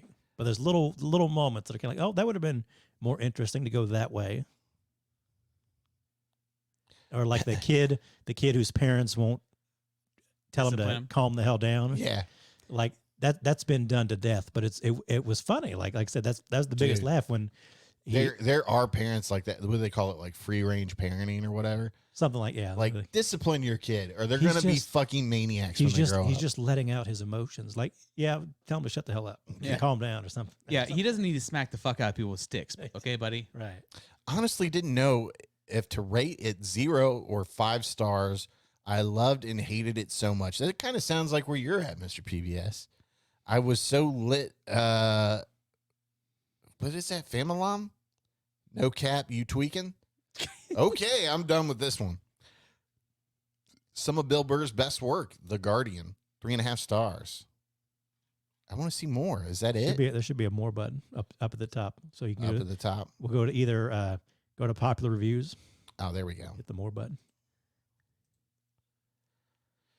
I gotta read more. 102 minutes of Bill Burr being edgy about social issues and reductive observational gags, already done by the last generation of aging comedians frustrated about a world passing them by. Yay. See, that's the thing. I don't think you don't get the movie, lady. Did it say edgy or whatever? I don't think it was that edgy. No, it wasn't edgy. It was kind of playing it safe. Comedian. Like I said, that's my problem. Like, it wasn't edgy. It's all jokes I feel like I've heard before. Yeah, he was playing it safe. Like I said this when his like Paper Tiger special came out. This was right after Chappelle came back, I think, and made like a big splash. Burr did like his Paper Tiger special, and like the first like 15 minutes was him kind of talking about like either trans people or something. And I didn't really find it funny at all. And then he went into like his normal act, and I thought it was a lot funnier. And I felt like that whole first 15 minutes was him just tacking something on to kind of respond to Chappelle and not really being himself. And I think this movie would have been better if he'd just kind of dialed back on certain things and did more of other things. Right. I get what you're saying. Yeah. Bill Burr did this, but never did an episode of Better Call Saul. Bro, I'm with you there. He was good in that. Breaking Bad, his one appearance, was he, well, one or two appearances in Breaking Bad? He showed up with the big black guy. I can't remember his name, yeah. Here, look, I told you there would be somebody shitting on this. A half a star. The trans jokes aren't funny, and this is just incredibly sloppy directing. Boring, and the clear target audience is woman-hating, 40-year-old conservative men.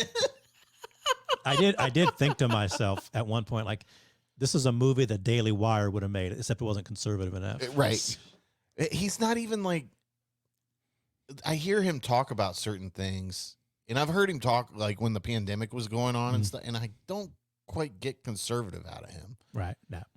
And I mean, that to me just shows you somebody that maybe not conservative in like a political way, at least. No. I mean, he may be conservative in his, Well, he did a show with Joe Rogan. They're talking about the mask. He's like, I'm not going to do this with you, Joe. Yeah. We're not going to sit here with cigars, act like we know what's up. Yeah, and I mean, he was a real big proponent about, let's let the smart people sort this out, and let's just do what we're told for a little bit. He's like, I don't fucking care. I just turn on the news. Mask, no mask. Okay, that's it. Yeah, like this is a person that just wants to, like I told you, somebody would be in here that just wanted to shit on him, just to shit on him. Yeah, and that's it right there.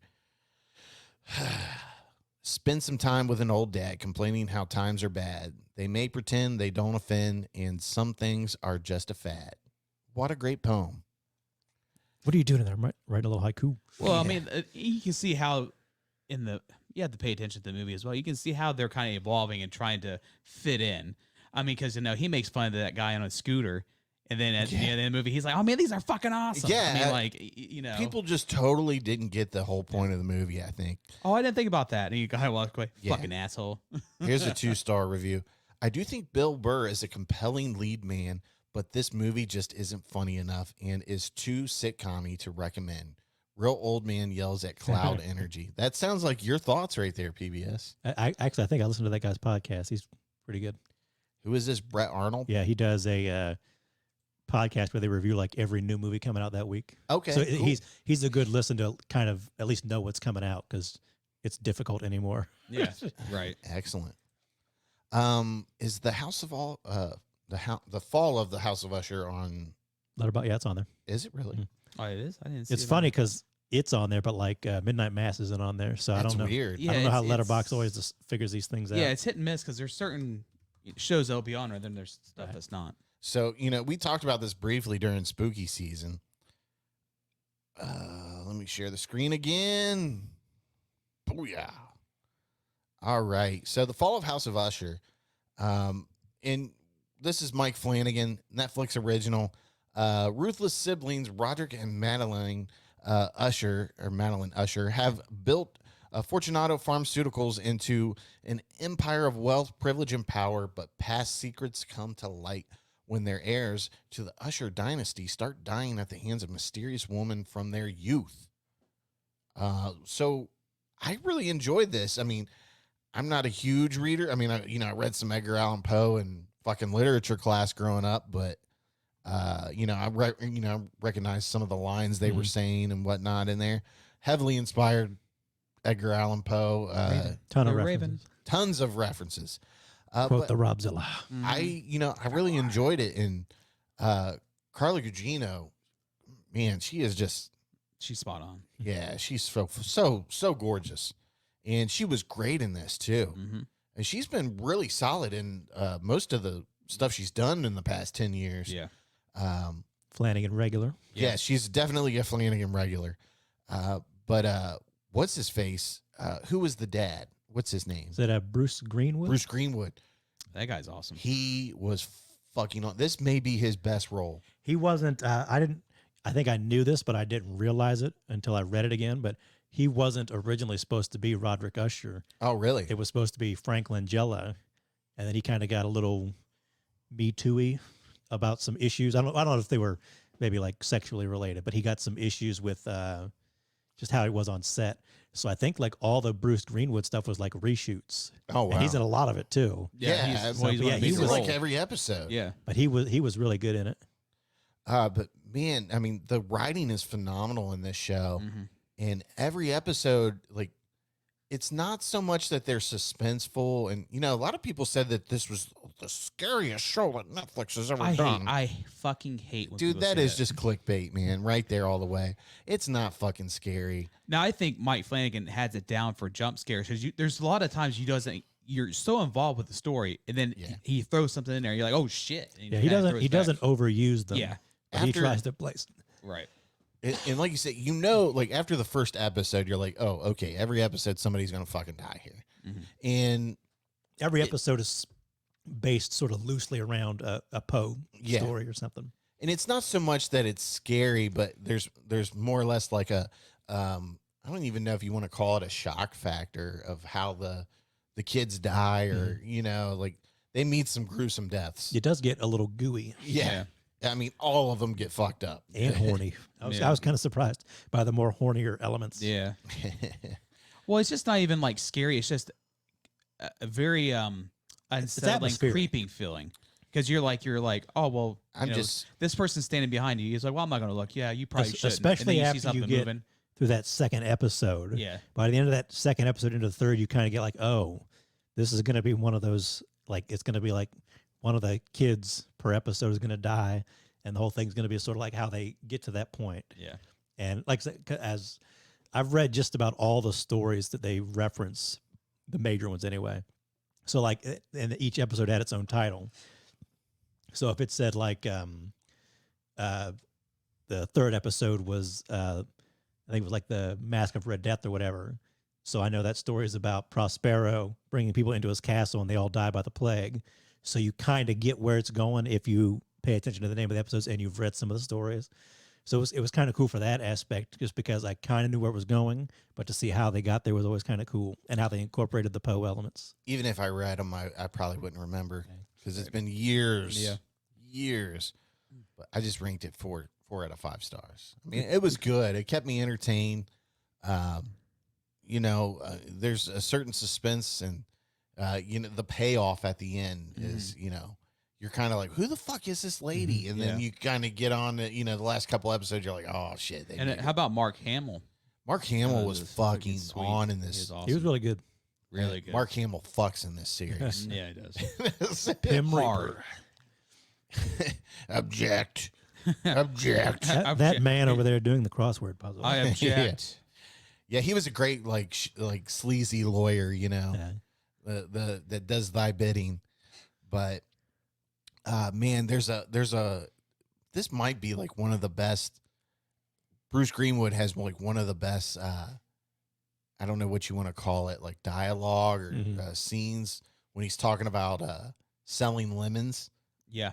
and like all the things you have to do to as a conglomerate business It's or like whatever. a 5-minute spiel. He's like, dang, Oh, you it's fucking make so lemons. fucking good. Yeah. It's so fucking good. You put billboards up saying you need to get your lover the lemons, and you're not a good lover if you don't have lemons or something like that. Like, It's like after that, he's like, after that, you can fucking sell and lemons. and it was picture perfect painting of our fucking capitalist society in that 5 minutes. But well, I love the idea that it really is. I mean, you could replace with the Sackler family and whatever the Oxycontin and all that. Like that's basically the same story. Like these people they got rich off of creating a quote non-addictive painkiller, basically. And of course, as we know in real life, it didn't work that way. It was actually addictive, even though they told people it wasn't. yeah, And they got rich off of it. yeah. It's a very American story, I guess, in that way. It really is, but it's definitely, if you're into Mike Flanagan and you're looking for something to watch, it's not very long. What is it, 8 episodes? 8 like hour episodes. Yeah, so I mean, it is. Fire Well worth Netflix it. up and watch I like the idea that it may be a little weird. My mom watched it. Like, she was like, a friend told me to watch this, and I texted her after the first episode, what the hell are you making me watch? So if you're not into like creepy out of there stuff, it may not be for you. Yeah. I think you got to get through like the first 2 episodes to really Yeah. kind of see where it's. But I mean, if you've heading. seen his past stuff, then you kind of If you're a Mike Flanagan fan or anything of the creepy supernatural, then yeah, it's for you. Yeah. But like you said, you really have to commit to it and get through a couple episodes to kind of see where it's going. Yeah. I like the idea that each episode is almost kind of its own thing that goes into the next, you know? Yeah. I always have trouble with these series now because it seems like they're all 8 or 10 hour episodes Yeah. and they're all like too long, basically. Like I'd either rather like Fear Street when that came out. It was 3, 90-ish minute movies. I liked that rather than being a series, or I'd rather just be like a movie most of the time. So it takes a bit for me to get into these like limited series or whatever anymore. And this was good, and you didn't have to worry about it because there's not a sequel. So it's like it's just this series. You watch it, you're done. You don't have to worry. Yeah. Like, is Netflix going to give me something or not? PBS was like this fucks. Right. Well, I messaged him. I think I was like on episode like 4 or 5. I said, man, after you watch this, like you can't wait to see these fucking kids die because they're such. Oh, I know. pieces of I shit, was man. like rooting for them to die every time. Yeah, a more gruesome death than the next one. Yeah, Like this motherfucker needs to suffer. I did enjoy was it the one episode where the one spoiled, I think he was the youngest one, but he does Ross Perry. Yeah. Cross Pro or whatever. he does the nightclub. Yeah. And We're gonna have a big orgy. We're and gonna be a lot of fucking. the dumb fuck thinks there's like water tanks on top of the building and they're really filled with fucking acid or Yeah. something. He fucking just lays waste to everybody in there. All these rich people. I tell you what, it's more satisfying to see Henry Thomas's character because he was such a piece of shit at the end. Yeah. He seemed like he was the least of the cringy pieces of shit. And then you're like, wow, he's up there. Yeah, the one where the dude's got the cat in the house. Yeah, And he's Tearing getting, the all, walls. he's getting all fucked up and tearing the walls out. with Like the that was fucking- good. with a fucking Thor hammer. Yeah. I'll just get Hemsworth to send me another. Yeah. Yeah. I mean, look, we're reminiscing about it. It's good, man. Check it out. I liked his previous one, Midnight Mass, a lot, but that one was very. See, I haven't watched his last 2. Was it Midnight Mass and And I would say the on the Midnight Club? Yeah, I didn't watch that yeah, one. Yeah, I haven't watched that one either. I will rank that last just because I haven't watched I it. tried to watch a couple episodes of Midnight Club, and I just was having a hard time getting into it. I know a lot of people put that at the bottom with. Well, that's one that they're not going to finish. So Yeah. in a way, you're almost like, well, why do I want to watch them? Yeah. Right, right. No extra A season. lot of people put Midnight Mass as 1. I'm like, for me, Midnight Mass is 2, but Haunting of Hill House. Haunting of Hill House is probably my favorite so far. Probably the biggest jump scare I've ever had. I liked Midnight Mass a lot, but it does get very like overly talky. Yeah. You're like that's one that I wish was like maybe an episode shorter. I feel like Haunting of Hill House was some of the creepiest shit I've watched in a while. So and that girl who was, I forget her, I can't pronounce her name, but she was so good in it. She was in like Yeah. two seasons of You. That girl. isn't she going to be at Whorehound? Or is that another girl? No, that's Kate Siegel. Okay. She played Theo in. She's so hot. I know. That's Mike Flanagan's wife. Yeah. Is it really? She played in. She was actually in Hush. Remember? She was. Oh in yeah, Hush. she was the main girl in Hush. Yeah. Did you notice in the orgy scene they're all wearing masks? One of them's wearing the Hush mask. No, I didn't I notice didn't that. notice that. Yeah. That's awesome. That's pretty sweet. Oh, I forgot to tell you, I'm an episode away from finishing the new Goosebumps series. Mm-hmm. You said it's pretty good. Yeah, it's pretty decent. It doesn't quite fuck, but Kind of want to check it out. I've been watching Bodies on Netflix. Oh yeah, how's that? That's been pretty good. I got one episode left to finish, just to see how they finish strong or not. See, Goosebumps is kind of it's not quite adultish, but it's not quite kiddie-ish. It's somewhere in the middle where you can all watch it together. Obviously, I don't think it's quite made for little kids, maybe under 10-ish, but it's fun, man. And you know, there's the episodes you're like, oh, I read that book. I read that book. But it's cool. I enjoyed it a lot so far, and I'm kind of sad there isn't a more Justin Long in it. But He is like the king of horror, people will call him, because he's always in those horror movies. the king of getting bitched in horror. Yeah. Like I saw a Getting meme hoed. where it's like, if you see this guy in a horror movie, you know he's gonna die a terrible death. Like, yes, that is pretty true. It is facts. Okay, so we got about 10 minutes left here. What do you think we can bang out? Do you just want to go? You want to save Talk to Me for the next episode? Yeah, Give you a chance? I want to watch that. I want to Okay. watch that. So you can rent it or whatever. Yeah.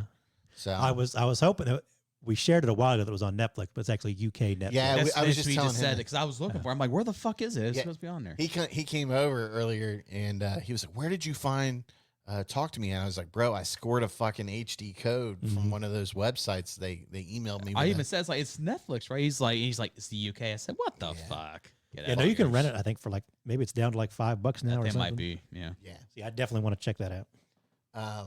Okay, so we'll go to our, in honor of baseball season here, we'll go to the best of baseball movies here. And we'll do the ranker list here, and then PBS has a list too. I think I might have it on private. Let me check it out now. Ow, unprivate it.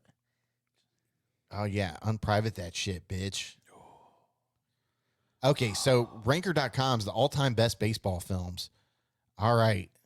Number 1 is The Sandlot. I mean, that's fair for me. 'Cause I grew think up for on that. our generation, Yeah, it it's most fair. definitely is the number 1 baseball movie.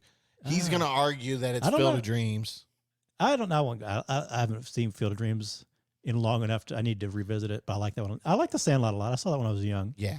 I don't know if I'd be number 1, but it's up there. It's up there. Yeah. I think, I went and saw that movie with my dad. I wouldn't seen it with my family. And like the way it captivated him back in the day and just brought him back to his childhood. And he was like, this is how it was. We used to just run out and we were gone until, late at night. You were playing ball until it was like dark out, So you had to come home until you basically. couldn't play ball anymore. Right. And then you went home. Even when we were young, you played ball in recess, or if it was summer, if you got enough friends together, you go. Maybe you couldn't play a team versus a team, but you'd hit and something like that. I remember we would play like kickball. And it'd be Yeah. like, you might have like 3 people and somebody would have to play one side, both teams, or some shit like that. I mean, this movie embodies people's childhoods. Yeah. Maybe not nowadays, but maybe we're like the last generation that can relate to this movie, Damn kids and your cell phones. right? But yeah, no, I watched and your video games. video games. No, I mean I watched that a ton when I was young, and it's great. Sandlot fucks, that's for sure. Mm. Major League, man. I like this one a lot. This is definitely one of my favorite fucking baseball movies. Comedy Yeah. Central used to play this like all the time. Yeah. Oh, it'd be on every fucking weekend. 1 and 2. They As- played it a lot of the time. As Ohioans, it's a movie about a Cleveland baseball team that sucks. And like this is where I get my love for the Indians and Cleveland baseball right here. I mean, this is why I'm a Cleveland fan. All the people in this movie, just that picture there: Charlie Sheen, Corbin Burnson, Tom Berenger. Yeah. I mean, it's a great movie. Yeah, if you haven't seen this, you got to watch it. I even second one's a little too like, ha funny. Yeah, for the this. second one kind of goes overboard. But I liked the second one a lot when I was younger. yeah. But the first one's definitely the better movie. Yeah, I mean, this one was just so great. They had the shitty owner that wanted them to lose, and just fucking everything about this movie. Wesley rocks. Snipes. I mean, Wesley Snipes was in it. Yeah. Willie was Mays it Willie Hayes. Mays? Yeah, Willie Mays. He liked Hayes. Mays. Willie Remember Mays Hayes? Hayes. I like the Japanese ball player because he got so pissed he like broke the he broke. It's See, I part two, always- Rob. It's part I two. know, I know. I always loved what's his face, how he had the Dennis Haysbert with Joe Boo. Joe Joe Boo. Yeah. Yeah, that was his big thing. All right, Field of Dreams is number 3. I haven't seen that in I don't know how long. This movie, this was another movie. I feel like this movie was on every year on like Sunday night on like ABC. You know, they used to do the Sunday night movie. They play it during baseball season on TBS or something. And I'd always like watch it, but never finished it and fell asleep. Oh, yeah. You know what I mean? Like, because it was on late and I had to be up for school. Yeah. But I mean, when people, particularly older people, talk about baseball movies, Field of Dreams is their number one. They fucking love it. And I mean, it's inspired a game every year in the MLB. We do a Field of Dreams game now.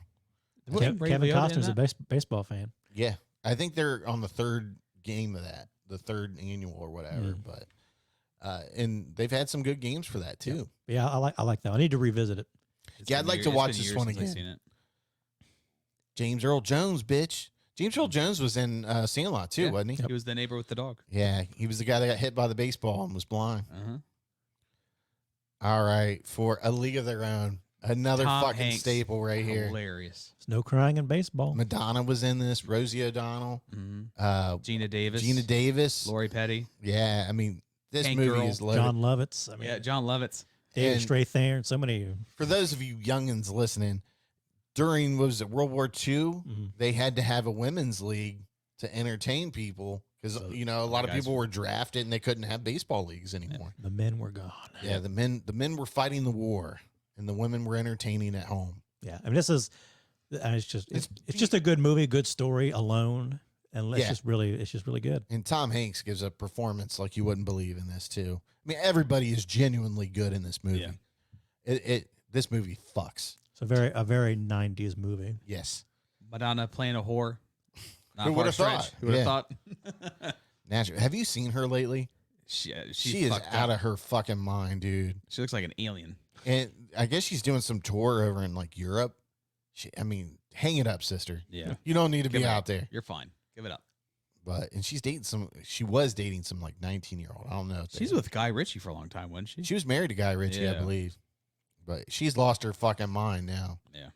And I think her kids are fucking all whacked out too. That's not a shocker. Yeah, it's something else. Bull Durham. And this is one where I'd like to revisit. Yeah, I've only seen in a this one long time. once. Yeah, I've seen it in parts here and there.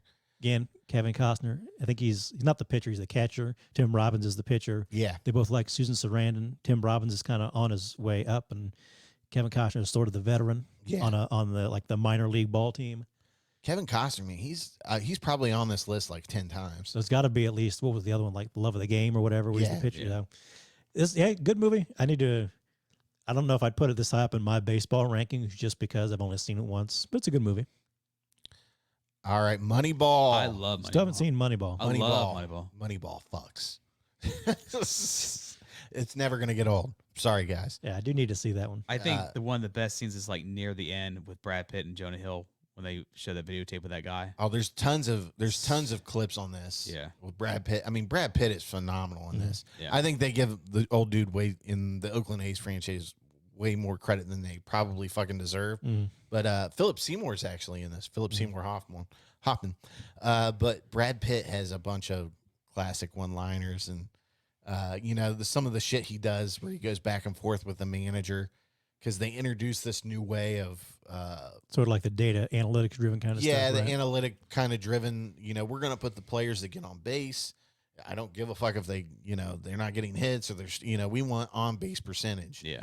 And that doesn't fly. Like these guys are all stuck in, well, he's got a pretty girlfriend, so he's going to hit bombs and blah, blah, blah. And they're like, no, he strikes out too much. Send him off.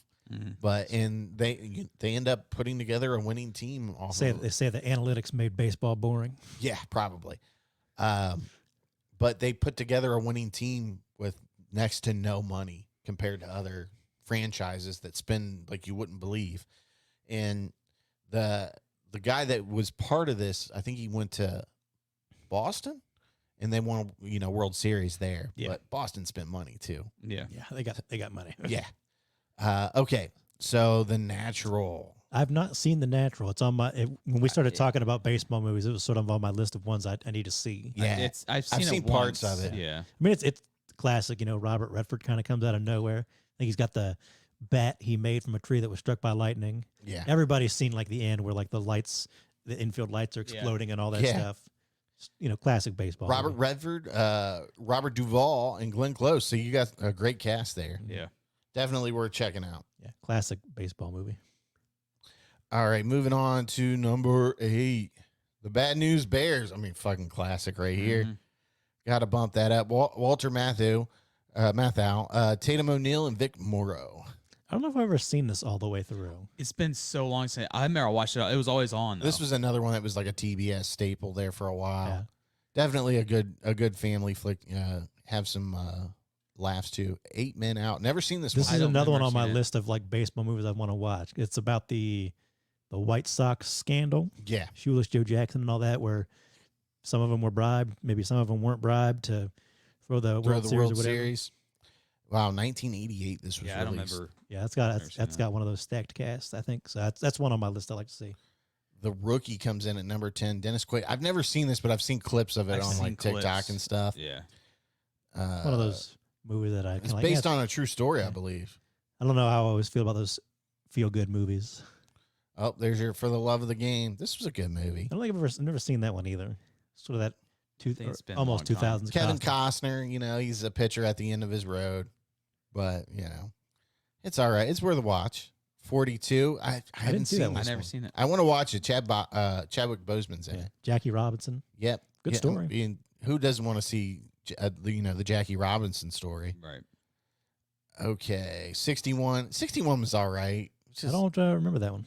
I think it was mainly an HBO movie, but it's Was it Barry Pepper who was in that movie? Anthony Michael Hall, Thomas Jane, Christopher McDonald. I don't Okay, know. Thomas Jane. That's what it is. Okay. Yeah. But yeah, this was obviously about the home run race to 61. That the Okay. record that stood for years. Okay, I kind of remember that now. Oh, directed by Billy Crystal? Yep. Didn't know that. It stars Barry Pepper as Roger Maris. There you go. And Thomas Jane as Mickey Mantle on their quest to break Babe Ruth's 1927 single season home run record of 60 during the 1961 season of the New York Yankees. I remember seeing this, but it's been so The long. film first aired on HBO April 28th. The Pride of I the never seen Yankees. Yeah, this And looks, that was on my list too of baseball movies to check out for the list. Was it Gary 42? Cooper. Oh, yeah. Gary Cooper is Lou Gehrig. yeah. The Trouble with the Curve. Didn't see this one. I didn't see Yeah, that one. Neither did I. It's I got was- Clint Eastwood. Old ass Clint Eastwood still doing his thing. Justin Timberlake's in it. He is? A lot of people are hating on Justin Timberlake right now after I don't that care. Britney Spears book that's come out. I- I just want to say, like, I heard one scene where she was talking about their first sexual encounter, Mhm. and she was like, I asked him to put it in, and he said it's in, and my heart sunk. Oh no! Like, really? You're really gonna say that? Oh, like, no. I would imagine you could feel something. Like, you got to be able to feel something there. Maybe he's not bringing sexy back. I think she obviously, can you blame her for shitting on him after all these years? After the abortion story and all that. I don't know. Yeah, I mean, but then again, you see Britney Spears dancing with fucking knives and whatever else she finds around the fucking house, and you're Right. like, can I take this book seriously? Right. Can I honestly take it 100%? Woman's had a life. Yeah, for sure. Rookie of the year. That's the Why one is I'm this talking about. down so low? I watched that all the On time. my personal list, that would be above a lot of those. movies. Yeah, Yeah. definitely. On my personal, That's it'd like be top 5 for top me. 5, definitely. I feel like that hit streaming like 5-ish years ago, and I'd watched it for the first. It was one of those movies I watched a bunch as a kid, Yeah. and I thought it still held up pretty good. A lot of great actors in it. It's not overly kiddie, Sometimes you got to worry about that with the family movies, but it was good. I liked it. Yeah, the dude that plays Marv is in this from Home Alone. Daniel Stern's in it. Yeah, Gary Busey. I think he directed it. Yeah, but- he did. Yeah, Daniel Stern. Didn't remember that. but Gary Busey before he went totally Gary Busey. yeah, Yeah, totally. Gary. one of his last movies before is Brain Fried. Yeah, I just showed this to my nephews over the summer, and they fucking loved it. They were laughing their asses off to it. Got to have the attitude. Yep. Angels in the Out again. Another one. Why is it so fucking low? I remember watching that all the time. Danny Glover, Motherfucking Joseph Danny Gordon-Levitt, Glover. Yeah. Tony motherfucking Danza's in it. I mean, come Do on. Yeah, this is a fucking classic right here. Yeah, I watched that one a bunch as a And kid. it's a motherfucking shame it's not on Disney Plus. I wonder. I don't know. I wonder if that one would hold up as well today. But I watched it a bunch as a kid. Yeah. Then there's the original Angels in the Outfield. I know you've seen that. I have pieces of it, maybe. Yeah. I haven't watched it. Mr. Baseball, that was another fucking good movie. You know, I think I remember went watching to that see one. that one in the theater, Yeah. but it's probably the only time I've seen it. I remember watching this on HBO back in the Isn't day. it like Tom Selleck is sort of like a washed up MLB player and he goes to play in Japan? They or something trade like him that? in Japan for something ridiculous. Okay, now that sounds more familiar now. And he's like so out of whack there. You know, the culture's so, and he's so tall and everything's very you much know, one of those culture clash kind of movies. Yeah.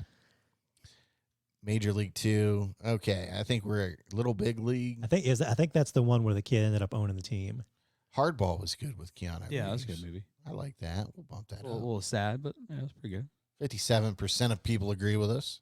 Cobb is one that's kind of on my list that I don't think people talk about much anymore. Yeah. They don't. Tommy Lee Jones plays Ty Cobb, maybe because Cobb was a bit of a racist Yeah. and just kind of an asshole in general, I guess. But I mean, he's one of like the great baseball players. He's an Right. alcoholic, wasn't he? Ty Cobb. Probably. Yeah. That was a good, very Rob, 90s biography. who wasn't an alcoholic back in those times? That's a very good point. So my These thought. were men. When they played baseball, they were men. They fought in World War II and they played baseball. Are you kidding me? Fever pitch. Never saw that one. like Babe. I don't know why Jimmy Fallon just annoys me. I don't know what Yeah. it is. Billy Bob Thornton's Bad News Bears was good. Yeah, it wasn't bad. The bench warmer. That was a pretty good funny. movie. Oh, I saw pieces of that one. Okay. I think we're, Bruce, no, yeah. yeah. Mr. I 3000 never was watched good. it. I never watched that one. All right. So Summer Catch. that was It decent. was okay. That was decent with Freddie Prinze Jr. The Scout. I like Oh, the Brendan Scout was Fraser. good. Yeah. Yeah. That was one I watched a lot as a kid. Yeah, I remember watching that on HBO a lot Yeah. back in the day. All right, so this has been episode 171 of the world-renowned Sleazy Podcast. As always, call to action. Share the motherfucking show. Like, comment, subscribe. Do it all. It helps us gain traction. Facebook, get X. into the algorithms. TikTok, we're on Sleazy Podcast is on Blue Sky now. Mhm. Yeah, we're on That's Blue your Ski. thing? Is it Blue Ski or Blue I Sky? think it's Blue Sky, It's Blue but it's Ski. abbreviated Blue Ski. So we're on Blue Ski, Yeah, Blue Ski. X, Twitter, TikTok, Instagram. We We're have everywhere. We have phenomenal TikToks of us making fun of If you want Robzilla. us Which to is set up a PO fantastic. box, we'll set up a PO box. Yeah. And hey, Tell us what you want. I fucking, even though, I did mention about somebody correcting me, mispronouncing names, I fucking love it. Let me have it. Let me have it. Let Rob have it. We want the smoke. Yep. Let PBS have it. It's fun. Yes. It makes for great content. We will respond to you. Yeah. Yeah. We'll tell you to get fucked and send some more stuff. It's fine. It's okay. Exactly. But until next time, and as always, wait a minute. I just want to thank you all for listening and watching. And Leave your comments on YouTube, etc. yeah, we'll be back in 2 weeks. So keep it sleazy. Thanks for listening to the Sleazy Podcast. Make sure you hit the subscribe button and remember, listen to Sleazy.